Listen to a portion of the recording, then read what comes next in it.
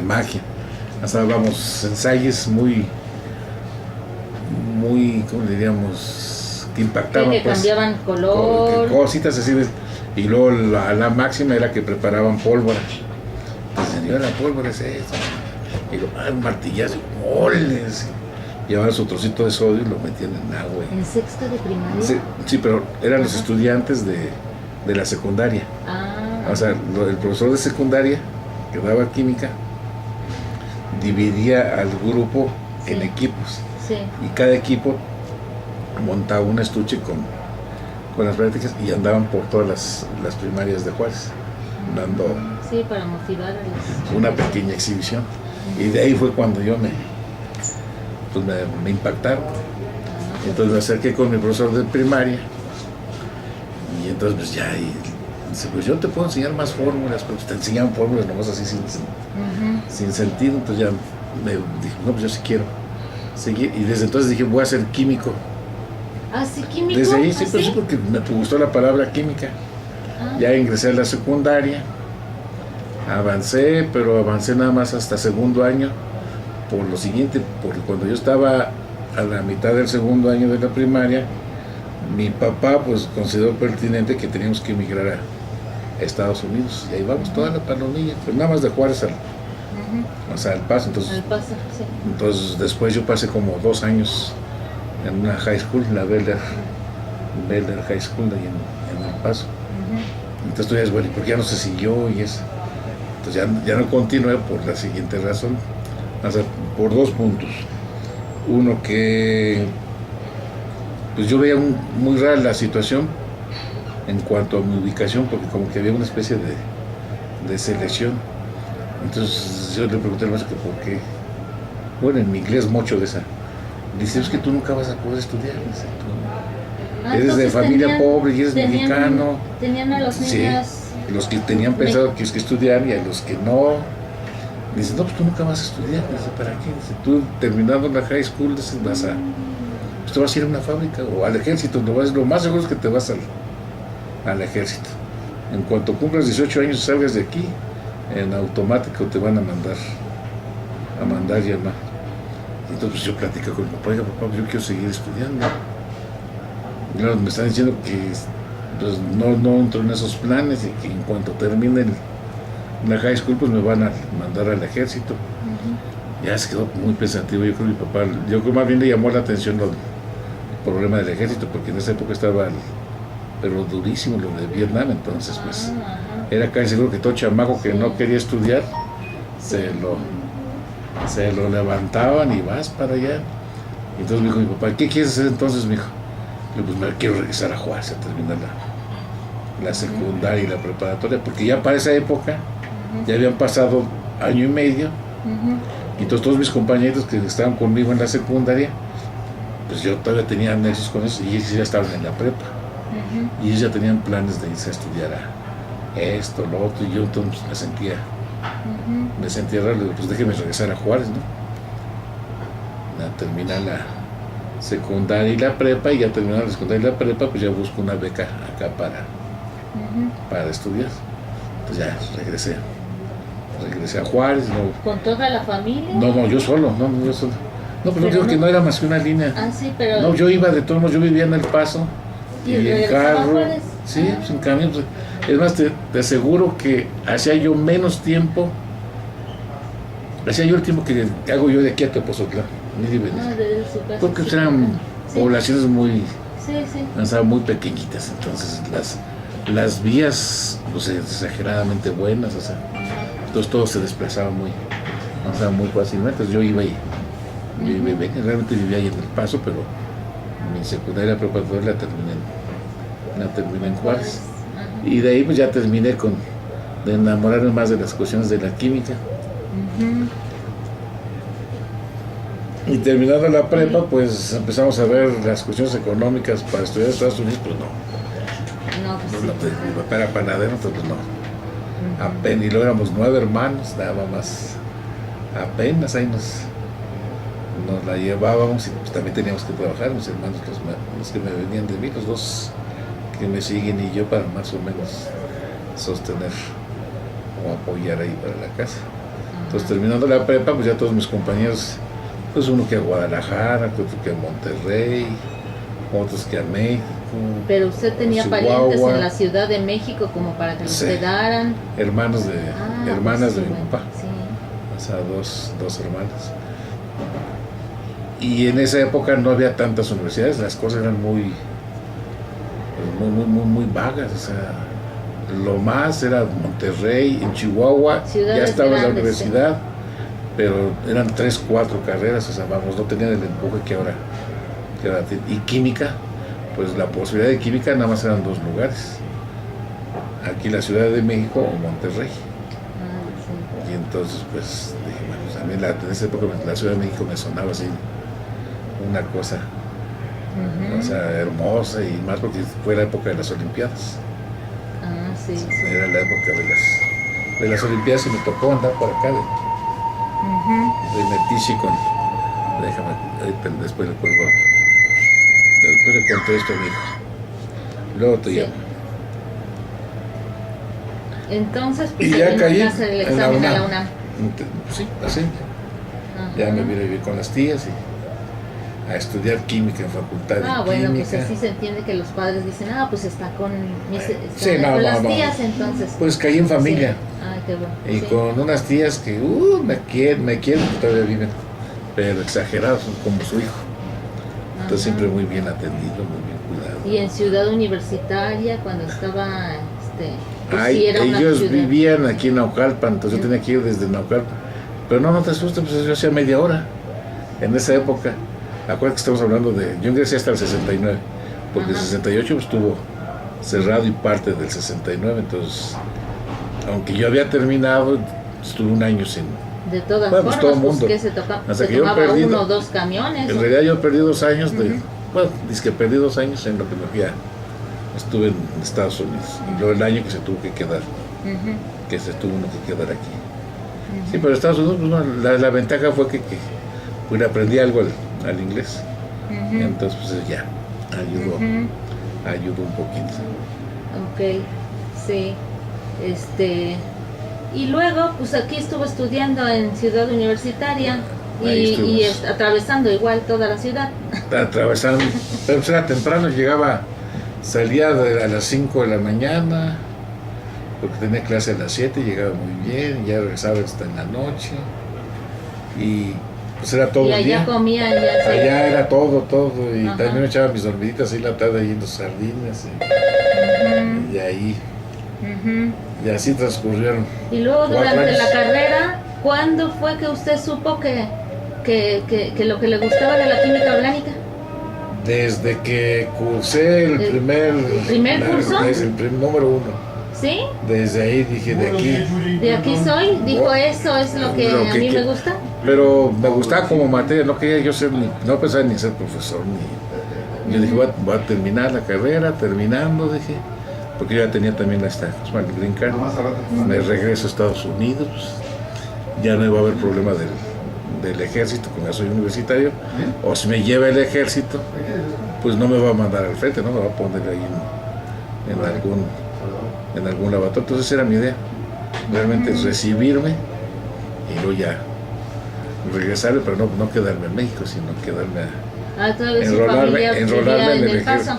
enrolarme en el ejército americano, pero no como soldado. Bueno, sí, pero bueno, con otro rango. Bueno, ese era mi pensamiento. Pero surgió que cuando andaba yo por el 7º semestre, en una de esas, por alguna razón caí en la biblioteca del Instituto de Química para hacer una consulta. Y entonces ahí se me acercó una persona, oye muchachito, ¿qué estás estudiando? ¿Qué semestre estás? Y no, ¿te gustaría hacer tu servicio social? Pues, a mí me sonaba en esa época servicio social una cosa muy, ya de mucho nivel, y luego la tesis. Entonces fue el doctor Eduardo Cortés, que hacía espectrometría de masas. Y ahí lo veía muy estudioso en la biblioteca. Ahí me jaló y accedí. Entonces, en esa época, en lugar de venirme de vacaciones a Juárez, me quedé ya a iniciar el servicio en el Instituto de Química. Y ese doctor Eduardo Cortés, sí, es químico orgánico. Es químico orgánico, exactamente. Entonces ya de ahí más. Entonces el séptimo semestre pues ya me jaló y luego no duré ni un semestre porque luego me invitó a ser, ¿cómo se llama? Ayudante de profesor. Él daba química orgánica para la Facultad de Ciencias, la TEBI.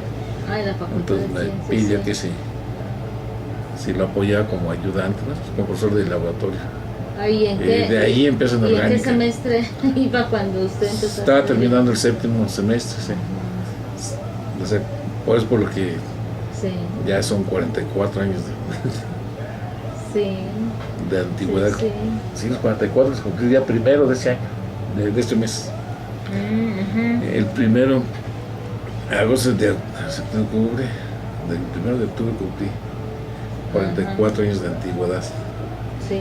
¿Y cuánto tiempo estuvo de ayudante de profesor allá en la Facultad de Ciencias? Pues hasta que me recibí, que fue en el 74. ¿Y luego cómo fue que...? No, porque terminé a mí me tocaba terminar en el 73, a principios en marzo del 74 terminé.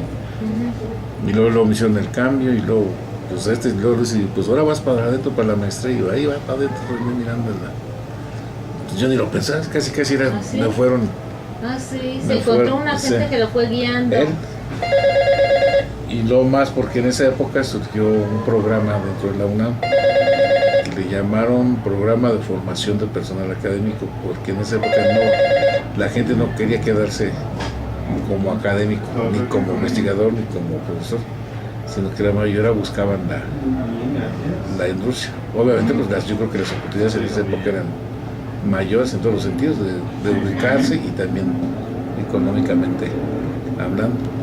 Entonces lanzó la UNAM un proyecto en donde si aprobabas el examen de admisión al posgrado, te becaba la UNAM, porque no existía el CONACYT en esa época. No había becas. No había becas, y las daba eran las mismas universidades. O si no, cada quien estudiaba el posgrado por su... Pero sí les daban una ayuda de becas. Muy buena. Sí, pues, en ese programa era muy buena, más aparte las horas. Más las horas. Pero lo que pusieron de compromiso fue lo siguiente: mira, si la maestría te va, porque eran de 3 años en ese momento, si te estás 3 años, te vas a tener que quedar con nosotros 6, o sea, 2 periodos de lo que nosotros te pagamos, y entonces ya puedes liberarte. Sí. Y ya empecé a ver que, bueno, se me hace que me la voy a seguir. Ya está aquí en la Facultad de Química, y voy a ser profesor. Entonces, cuando terminé la maestría, yo dije, ya, quiero donde no, sí hay, pero te vas a Cuautitlán. ¿Y eso qué es? Porque se acababa de inaugurar. Se acaba de inaugurar Cuautitlán. Y entonces, dentro de ese programa, a mí me enviaron para acá, para pagar mis 6 años. Ya, de ahí, ya, se siguió todo el negocio. Sí, y de ahí vino la formación orgánica. Desde el primer curso de orgánica que llevé me gustó más que todas las. Sí, pues sí. Y luego ya, la formación que me fue guiando el doctor Cortés y luego después el doctor Salmón, pues ya. Y lo caí aquí, pues estaba Cecilio Álvarez y hermano Cabrera, todavía eran maestros en ciencias en esa época. Estaban como fundadores de orgánica. Aquí estaban de profesores también. Sí, ellos son los que fundaron orgánica. Y uno de ellos, Cecilio, era el jefe de la sección. En esa época estaba cumpliendo, recuerdo muy bien, 33 años. Ellos y a mí ya se me hacían viejos. Yo llegué aquí de 26. O sea, recién, desde los 26 años estamos aquí en los... Sí. Y bueno, ahora sí que lo que yo conozca de ustedes, ¿verdad? Que de usted, del trabajo de usted, ¿sí? Es que estuvo trabajando mucho tiempo y sigue trabajando, ¿verdad? En catálisis heterogénea. Eso fue por la culpa de... ¿Sí? ¿Y cómo surgió eso? O sea, la parte ya de la tesis de maestría, yo estaba trabajando con el doctor Cortés, pero bueno, salimos de pleito. Esa fue y entonces hice yo mi cambio de tutor. Entonces el cambio de tutor lo hice con el doctor Salmón.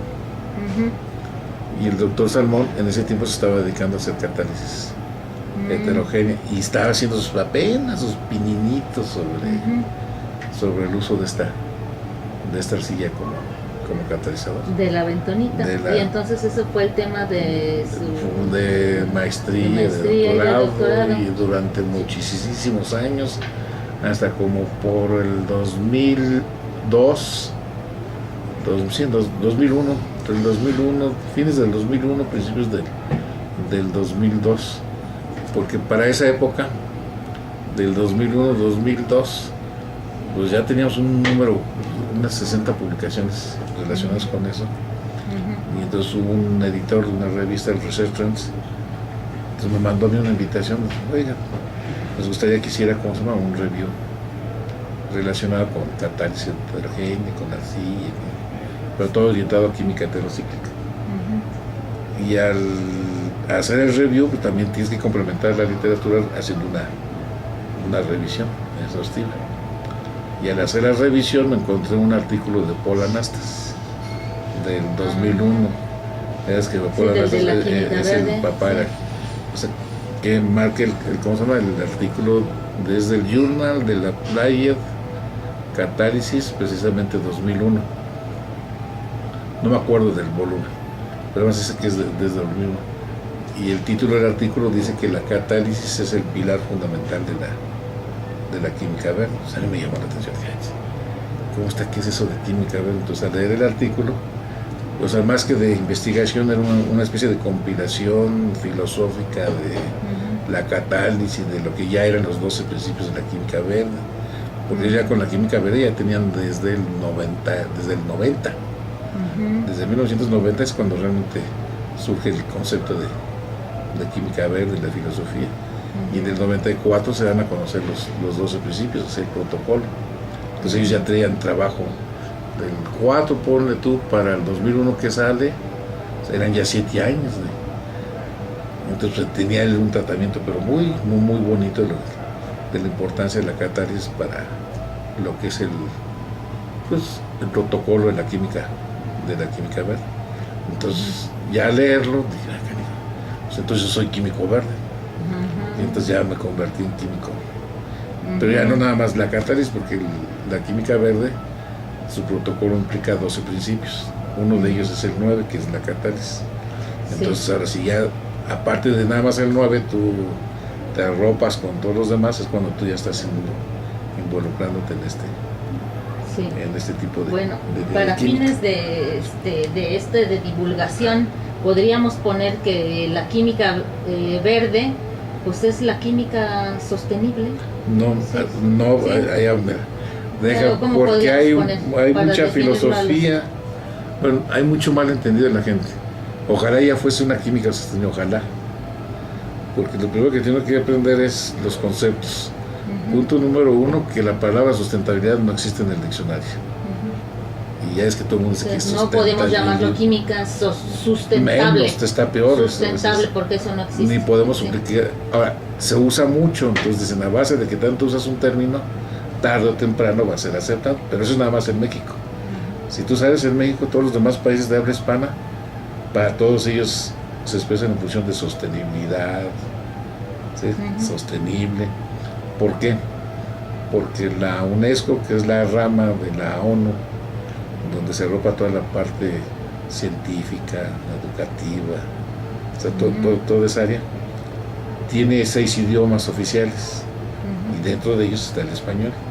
Entonces todos sus documentos, todos sus manuscritos, todos sus llamados, todo lo expresan en términos de sostenibilidad o de desarrollo sostenible. Y además esos dos términos sí existen en el diccionario de la Real Academia Española. Pero ahora te dices, entonces, ¿por qué no química sostenible? Sí. Porque para que tú puedas hablar tenemos que ya no nada más de química, porque la sostenibilidad es para todo lo que es antropogénico, para todo el ser humano, para todo nuestro. Sí, puede ser ingeniería civil, puede ser medicina, puede ser arquitectura. Todas las actividades del ser humano debemos atender a un desarrollo sostenible, a la sostenibilidad. Y para que exista la sostenibilidad, tiene que converger tres pilares. Los tres tienen que estar: la parte ambiental, la parte económica y la parte social. Si no coinciden los tres, ¿sí?, con su beneficio y su aportación propia, todo no. Esa es la definición de desarrollo sostenible. O sea, procurar que incidan, que lo que tú hagas tenga un impacto social, tenga un impacto económico y tenga un impacto ecológico, pero siempre favorable al ser humano. Y de tal manera que lo que tú hagas sea que nada más tomes exactamente lo que necesites y que dejes más para las futuras generaciones. Entonces no podemos hablar de una química sostenible. Estamos buscando que exista una química, esa es la tendencia. Entonces la química verde es un caminito, una forma igual como la química ambiental, porque no son lo mismo. La química ambiental es para curar los daños y la química verde es para prevenirlos. Entonces tan importante es una como la. Si llegan a coincidir, las dos son importantes y en un momento se arropan e inciden en lo ecológico, lo social y lo económico, entonces ya podemos hablar de una química sostenible. Sí, entonces, pero tendría que estar inmersa también la ambiental, sí, pero ya con esos tres factores. Entonces, cuando dicen que una casa sustentable, la gente dice, ¿qué quieres decir con sustentable? Ecológica, pues que eso no es definición. Si tú piensas en lo que es la supuesta sustentabilidad, si es que existe la palabra, o el desarrollo sustentable, pues para empezar una casa, ¿dónde está su impacto? Sí, claro. O sea, todo lo que debe de, lo que debe de tener, sí lo capta. Y la mayoría de la gente nada más lo piensa desde el punto de vista de la ecología.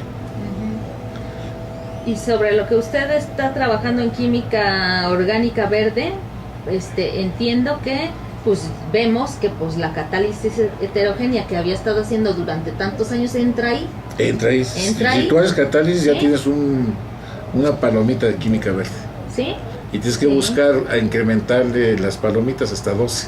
Sí, pero podría explicarle justo a los jóvenes por qué la catálisis heterogénea ayuda a hacer química orgánica verde. Bueno, primero la catálisis en términos generales, y lo hay que separarla de la heterogénea de la homogénea, porque las dos son verdes, pero la heterogénea es más verde que la otra. O sea, la definición así simple, no nada de química verde, es minimizar residuos. O sea, haz todo lo que tú quieras en el laboratorio, toda la química que tú tienes es la misma, pero busca que no se generen residuos de todos, sean tóxicos, minimiza los residuos. Tan así que ese es el primer principio, inicia con su definición. Entonces lo más importante, vamos a minimizar, y esa es la definición genérica de química verde. Entonces hay varios otros principios, 11. Entonces el 9, catálisis. Si tú recuerdas inmediatamente la definición de un catalizador, lo primero que te dice un muchachito es un compuesto que incrementa la velocidad de una reacción. Yo les digo, en primer lugar no es velocidad, es rapidez, porque las moléculas no andan corriendo distancias. Las moléculas modifican su concentración en función del tiempo. Entonces minimiza la rapidez de la reacción. Entonces yo tengo un proceso que, por decir, durase 12 horas, ya sea industrial o de laboratorio, y yo puedo insertar un catalizador. ¿Qué va a hacer el catalizador? Incrementa la rapidez de la reacción. Muchas veces, pues vamos a decir, de 12 se van hasta 1 a 3 horas. Entonces, si tú lo piensas en ese sentido, en primer lugar, minimizas enormemente el gasto de energía. Ya está sobre el principio número 6. Sí, ya tenemos palomitas. Sí, entonces ya empiezan Entonces, los catalizadores son muy selectivos, casi te llevan a un producto único. Entonces eso, y con una incorporación máxima de átomos, entonces ya estás en el principio número 2, que es la economía atómica. Entonces empiezas a fluctuar, entonces hay muchos beneficios dentro de la catálisis en términos generales, que ese mismo principio se acomoda bien en el resto de los principios de la química verde. Y en ese sentido, ¿por qué las arcillas? ¿Por qué bentonita? Eso porque así veníamos trabajando. ¿Qué la diferencia de otras arcillas como zeolita? No, para allá vamos. Sí. Primero, homogénea y heterogénea. ¿Por qué la heterogénea es más verde que la homogénea?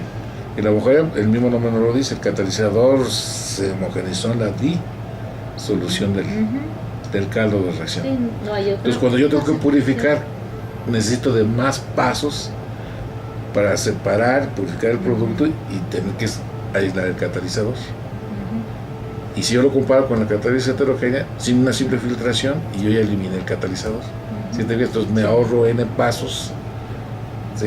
Y eso está implicando que tenga yo una reducción una minimización de residuos. Sí, ¿Sí? Por eso la química, la catálisis heterogénea es más, las dos, la catálisis en general es buena, pero la heterogénea es mucho mejor que más verde, pues, no, es más verde que la homogénea.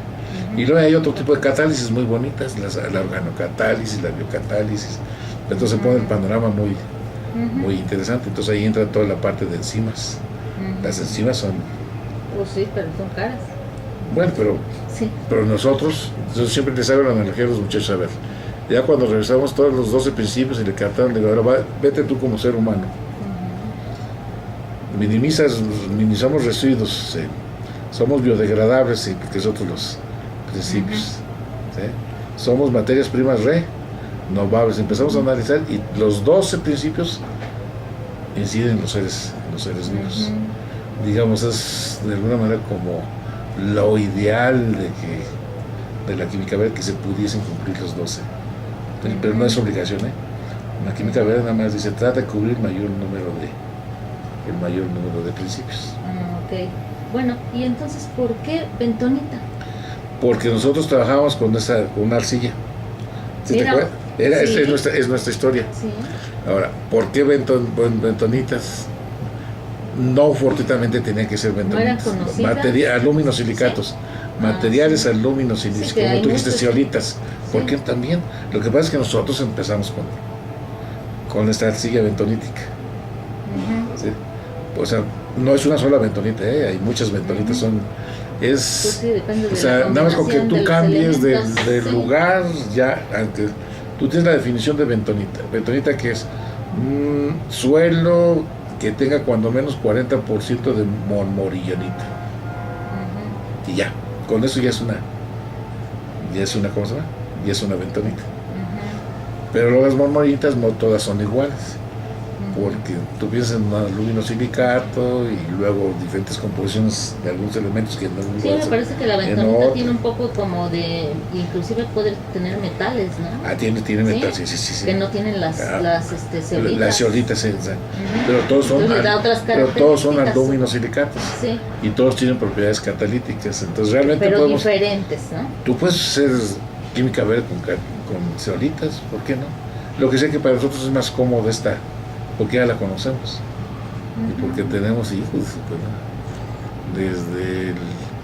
desde el 80, que fue la primera tesis que dijimos de Memo Peníez en la licenciatura. Entonces 80 y ya. Sí. Y además es natural. Tiene alta superficie. Tiene todas las ventajas.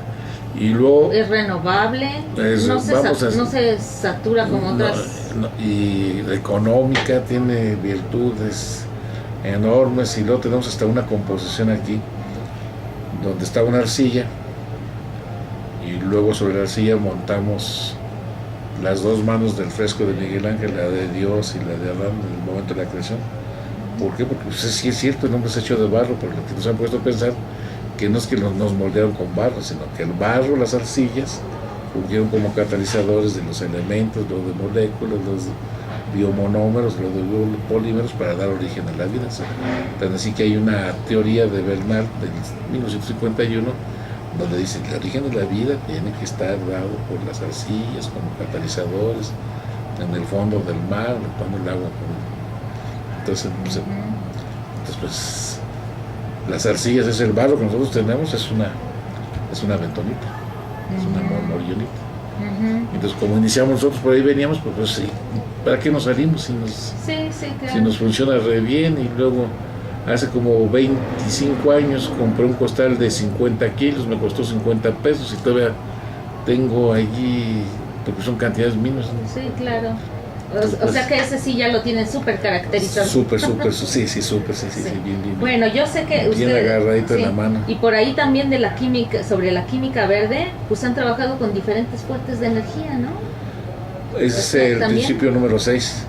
El principio número 6 dice minimización de la energía, sí, o eficientización de la energía.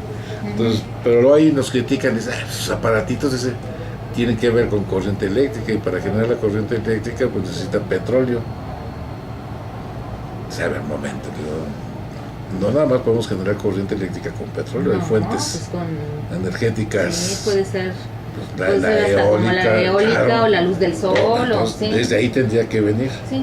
Y luego, ¿por qué estos equipos?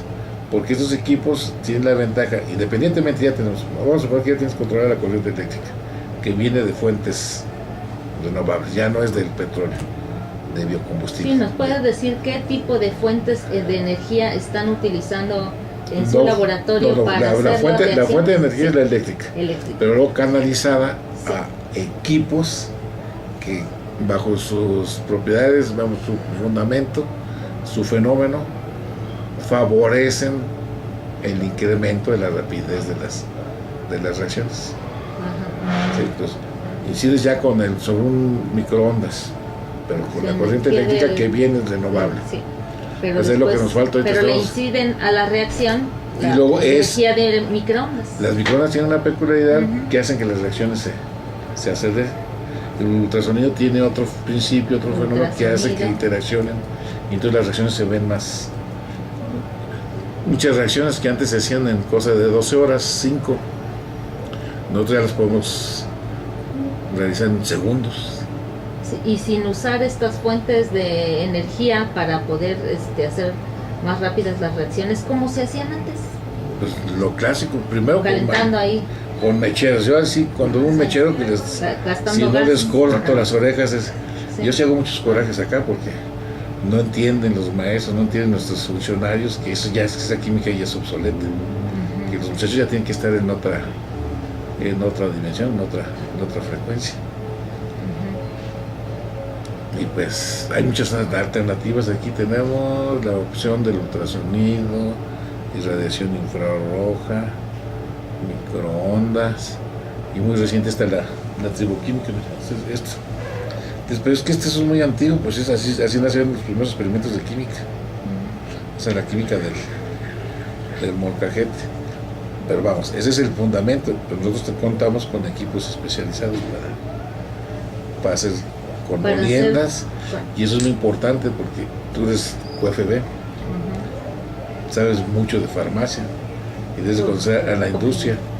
Entonces en la industria existen equipos, existen molinos enormes, entonces donde tú lo que tienes aquí lo puedes extrapolar inmediatamente a escala industrial, activar las reacciones por triboquímica. Entonces hay que tener mucho cuidado cuando uno usa molinos y tienes mezcla de reactivos porque reaccionan. Sí, como sí conocemos nosotros como farmacéuticos las reacciones de Maillard, que se le hace a carbohidratos cuando se hacen moliendas, cuando se hacen compresiones, ¿no? Eso es triboquímica.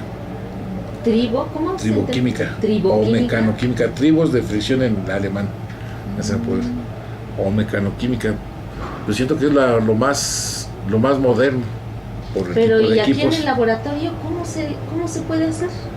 Ahora tenemos equipos ya especializados para eso, para docencia y para investigación. Bueno, entonces, claro que esos equipos no los ha dado la facultad, ¿no? Son de proyectos que uno anda por allá. Sí, bueno, entonces química verde. Tú sabes cómo se consigue. Ustedes han hecho en docencia ya mucho tiempo, ¿no? En las asignaturas. Nos involucramos en química verde desde el 2006, tenemos ya 11 años. Ya tienen probados los manuales, ya, ¿verdad? Pues sí. Prácticas, sí. ¿Qué pasa? Los dos únicos libros sobre experimentos en química verde a nivel latino, de idioma español, somos nosotros. Somos nosotros. Es la única literatura que existe en idioma español. Y luego, ¿usted cree que eso que se hace aquí en el laboratorio se pueda llegar a implementar como políticas industriales allá a nivel nacional? Pues te estoy mencionando, tenemos varias moléculas que seleccionamos, que son fármacos, ya comerciales, y que implican la posibilidad de trabajar el mayor número de principios. Estamos tratando de implementar las condiciones, sobre todo la triboquímica, porque como va a nivel farmacéutico industrial, ya están los equipos. Sí, que ya fuera que las farmacoquímicas ya sean porque verdes para que también. tengan un horno de microondas gigantesco, pues está canijo. ¿Verdad que no? Un ultrasonido pues tendría que ser en bachecitos medios grandes. Entonces, pero infrarrojo. Tenemos dos moléculas ya casi terminadas, superindustriales sencillísimas, donde vamos a empezar a trabajar ya la patente, precisamente. Porque, en primer lugar, son de mucha demanda y están en posibilidades de que se puedan escalar industrialmente. Sí, y bueno, pues es bien conocido que usted ha recibido pues premios, varios premios a nivel docencia. Pues, conocemos el premio que recibió de la Sociedad Química en el 2011. No. ¿Sí? ¿Fue en el 2011? No, el 2001. ¿2001? Sí, hace 16 años de eso. Y pues bien recientemente, ¿verdad? Que estamos ahorita todos contentos del muy importante premio que va a recibir del Premio Universidad Nacional, ¿verdad? Que se le otorga en 2017, que lo otorga la UNAM, ¿sí? Que próximamente se lo el 14. El 14 de noviembre. Sí. Y pues toda su labor docente, entre ellas yo, ¿verdad? Como fui su alumna, pues yo fui beneficiada. Yo fui beneficiada, ¿verdad? Es un buen rato. De toda esa labor docente, de todos esos años aquí en la universidad, pues ¿cuál es su mayor satisfacción en esa área docente? La mayor es estar en contacto con los exalumnos y con los alumnos actualmente me persiguen, o sea, me tengan confianza. Y que la mayoría de mis exalumnos pues, me ven bien, simplemente. Pues sí, todos estamos orgullosos de usted. Se sienten satisfechos, la mayoría. Sí. Claro que siempre hay algunos que no, dicen no somos moneditas de oro. Pero sí el porcentaje fuerte es. Sí, entonces pero te dicen, hiciste bien, porque la gente se siente agradecida, se siente que transitó bien por ahí conmigo. Entonces, pues, ¿qué más quieres? Cumplimos la función, ¿no? Sí, pero aún le faltan sueños por completar, sueños a nivel profesional o a nivel personal. Pues mantenernos en esto, seguir apoyando a los muchachos que quieran a nivel de licenciatura, maestría o doctorado, y eso es continuar la misma.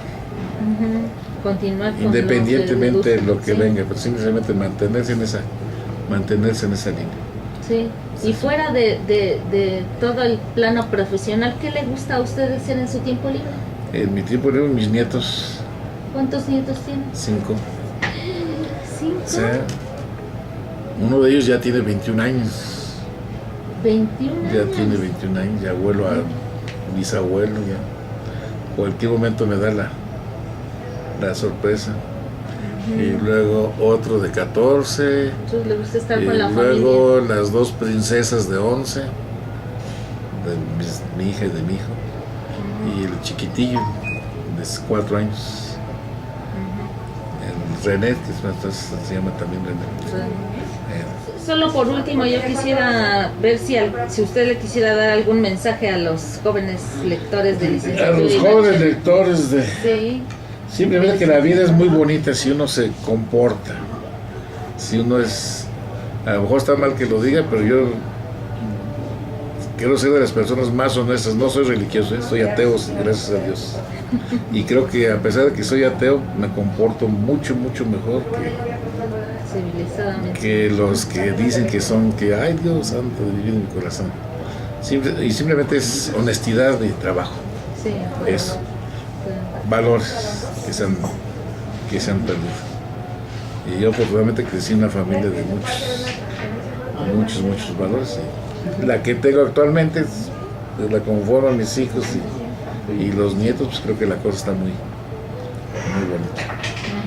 Sí. Muchas gracias. Y todos mis amigos, así que me doy gracias, no sé a quién dárselas de todos los amigos que tengo. Por suerte, pues todos mis amigos prácticamente son mis exalumnos. Todavía más, ¿verdad? Todavía más a mi favor para Sí, he hecho muchas redes de amigos. Bastante, hijo de su pelona, ya se Eso hace la vida muy feliz. Pero por todos lados. Eso hace la vida muy feliz. Tan así que, por ejemplo, mira, nosotros ya ni nos preocupamos por espectroscopía, ni por resonancia, ni más, porque ni caso nos hace.